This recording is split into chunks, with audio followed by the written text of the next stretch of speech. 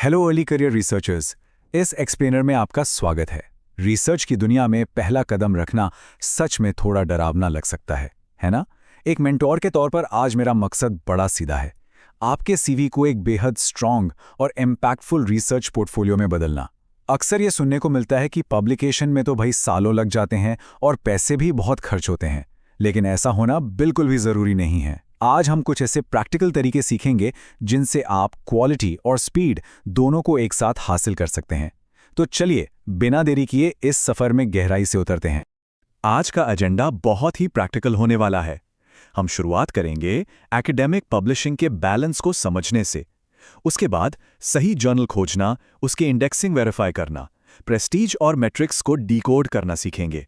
फिर publication costs और असली पीयर रिव्यू टाइमलाइंस का सच जानेंगे। बस इस रोड मैप को फॉलो करना है और पब्लिकेशन का सारा डर बिल्कुल छूमंतर हो जाएगा। तो चलिए सबसे पहले बात करते हैं दी एकेडमिक पब्लिशिंग बैलेंसिंग एक्ट की। मास्टर्स और पीएचडी या फिर अंडर ग्रेजुएट स्टूडेंट्स पर भी अपनी डिग्री की डेडलाइन को मीट करने का जो प्रेशर होता है ना, वो एकदम रियल है। करियर में आगे बढ़ना है तो एक अच्छी पब्लिकेशन लिस्ट का होना मस्ट है। अब कोई भी रिसर्चर सिर्फ एक डिसीजन के लिए 1 या 2 साल का इंतजार तो अफोर्ड नहीं कर सकता। ये बिल्कुल एक ऐसी रेस है जहां हमेशा लगता है कि टाइम हाथ से फिसलता जा रहा है। तो यहां सबसे बड़ा सवाल क्या है? यही ना कि अपनी एकेडमिक रेपुटेशन के साथ बिना कोई समझौता किए हम तेजी से कैसे पब्लिश कर सकते हैं। देखिए, जल्दबाजी के चक्कर में नए रिसर्चर्स अक्सर प्रेडिटरी या फेक जर्नल्स के जाल में फंस जाते हैं। ये एक बहुत ही कॉमन मिस्टेक है। हमें बस इसी ट्रैप से बचना है और एक ऐसा परफेक्ट बैलेंस बनाना है जहां स्पीड भी हो और रेपुटेशन पर भी कोई आंच ना आए। अब आते हैं डिस्कवरी फेज पे, यानी finding the ideal journal fit. सबसे पहला और सबसे क्रूशल स्टेप है अपनी रिसर्च के लिए एक सही घर ढूंढना। हर जर्नल का अपना एक बहुत ही स्पेसिफिक फोकस होता है।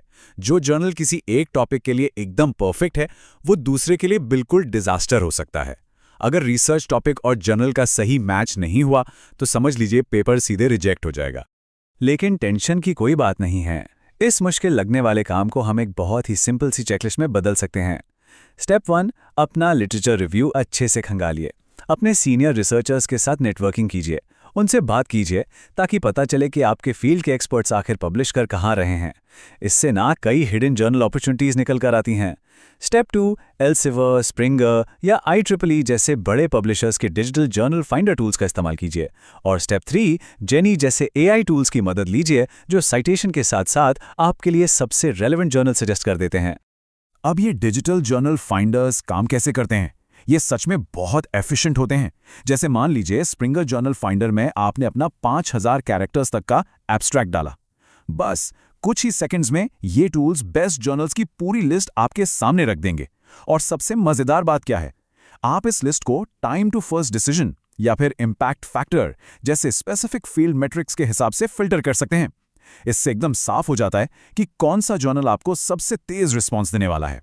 चलिए अब बढ़ते हैं हमारे वेटिंग फेज की तरफ, वेरीफाइंग ऑफिशियल जर्नल इंडेक्सिंग। मान लीजिए जर्नल फास्ट है, पब्लिश करना फ्री भी है, लेकिन अगर उसकी कोई जेन्युइन एकेडमिक रेप्यूटेशन ही नहीं है तो वो सारी मेहनत पानी में चली जाएगी। इंटरनेट पर ऐसे फेक जर्नल्स की भरमार है जो बस पब्लिकेशन का लालच देते हैं। इसलिए इन प्रेडेटरी ट्रैप्स से खुद को बचाना हमारा सबसे पहला और जरूरी काम है। किसी भी जर्नल की रेपुटेशन चेक करने के लिए ना एकेडमिक पब्लिशिंग में 2 ही गोल्ड स्टैंडर्ड है, स्कोपस और वेब ऑफ साइंस। स्कोपस की लिस्ट को एल्सेवियर मैनेज करता है और वेब ऑफ साइंस को क्लेरिवेट। अगर आपका चुना हुआ जर्नल इन ऑफिशियल लिस्ट में शामिल है तो इसका सीधा सा मतलब है कि वो रेप्यूटेड है, पूरी तरह से सेफ है और प्रेडेटरी तो बिल्कुल भी नहीं है। नए रिसर्चर्स के लिए इन भारी भरकम लगने वाले शब्दों के पीछे का सच जानना बहुत जरूरी है। और हाँ, किसी भी जर्नल की वेबसाइट पर जो लिखा है उस पर आंख बंद करके भरोसा मत कीजिएगा। इसे खुद वेरीफाई करने का तरीका बहुत ही आसान है। सबसे पहले जर्नल का ISSN नंबर उठाइए और उसे ऑफिशियल स्कोपस या वेब ऑफ साइंस के सर्च पोर्टल पर डाल दीजिए। बस ये चेक करना है कि उस जर्नल का कवरेज अभी भी एक्टिव है या नहीं।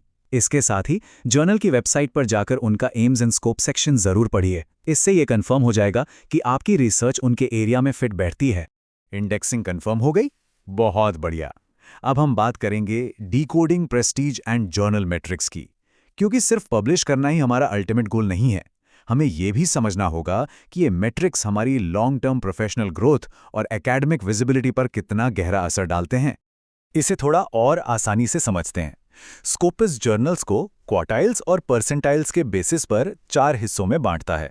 अगर कोई जर्नल 95th परसेंटाइल पर है तो इसका मतलब है कि वो बाकी 95% जर्नल्स को पीछे छोड़ चुका है, यानी वो टॉप 5% में है, और इसीलिए वो Q1 यानी पहले क्वार्टाइल का हिस्सा है। टॉप टियर यानी Q1 और Q2 जर्नल्स को हमेशा प्रायोरिटाइज करना चाहिए, क्योंकि इससे आपकी रिसर्च को हाई इम्पैक्ट विजिबिलिटी मिलती है, जो आपके CV को रॉक सॉलिड बना देती है। एक और इंटरेस्टिंग नंबर देखिए, 15%। अगर किसी जर्नल का एक्सेप्टेंस रेट सिर्फ 15% है तो इसका सीधा सा मतलब है कि उनका फिल्टरिंग प्रोसेस बेहद सख्त है। एक्सेप्टेंस रेट जितना कम होगा, जर्नल को उतना ही ज़्यादा रेपुटेड माना जाएगा। और जाहिर सी बात है, ऐसे जर्नल्स में पब्लिश होने से आपके पेपर की क्रेडिबिलिटी रातों रात बढ़ जाती है। इन रेट्स को एनालाइज करके हम आसानी से गेज कर सकते हैं कि हमारे पेपर के सक्सेसफुल होने के चांसेस कितने हैं। वैसे इम्पैक्ट फैक्टर के अलावा भी कुछ बहुत ही इंपॉर्टेंट मेट्रिक्स होते हैं जिन्हें कंसिडर करना चाहिए। जैसे स्कोपस के लिए हम साइट स्कोर देखते हैं, साथ ही SJR और SNIP वैल्यूज भी होती हैं। और हाँ, एक बेहद क्रूशियल मेट्रिक है H इंडेक्स। ये आपकी लॉन्ग टर्म रिकॉग्निशन और प्रोफेशनल ग्रोथ का आईना होता है। ये सारे नंबर्स मिलकर ये डिसाइड करते हैं कि पूरी रिसर्च कम्युनिटी में उस जर्नल का रुतबा आखिर है कितना। अब बात करते हैं पैसों की, यानी navigating costs and publication models. चलिए एक रियलिटी चेक करते हैं और पब्लिकेशन के खर्चों का सच सामने लाते हैं। रिसर्चर्स के बीच एक बहुत बड़ी गलतफहमी है कि अच्छे जर्नल्स में पब्लिश करने के लिए हमेशा जेब ढीली करनी ही पड़ती है। तो चलिए आज फाइनेंशियल मॉडल्स का पूरा ब्रेकडाउन करते हैं और इस भ्रम को हमेशा के लिए दूर कर देते हैं। पब्लिशिंग में बेसिकली 2 मेन फाइनेंशियल मॉडल्स होते हैं। पहला है सब्सक्रिप्शन मॉडल, जहां ऑथर्स के लिए पब्लिश करना बिल्कुल 100% फ्री होता है। पैसा रीडर्स या उन संस्थानों से आता है जो पेपर पढ़ने के लिए पे वॉल के जरिए पे करते हैं। दूसरा मॉडल इसके बिल्कुल उलट है, ओपन एक्सेस मॉडल। इसमें ऑथर्स को पब्लिकेशन फीस यानी APC देनी पड़ती है, लेकिन इसके बाद आपका आर्टिकल दुनिया भर के रीडर्स के लिए बिल्कुल फ्री अवेलेबल हो जाता है। अब मैं आपको देता हूं एक बहुत ही जबरदस्त इनसाइडर टिप। हाइब्रिड जर्नल्स को पहचानना सीखिए। ये वो जर्नल्स हैं जो आपको दोनों मॉडल्स ऑफर करते हैं। जब आपका पेपर एक्सेप्ट हो जाए ना, तो बस चुपचाप सब्सक्रिप्शन वाला ऑप्शन चुन लीजिए। इस स्मार्ट तरीके से बिना एक भी पैसा खर्च किए आपका रिसर्च पेपर एक टॉप टियर जर्नल में पब्लिश हो जाएगा। अननेसेसरी ओपन एक्सेस फीस से बचने का इससे स्मार्ट तरीका कोई और हो ही नहीं सकता।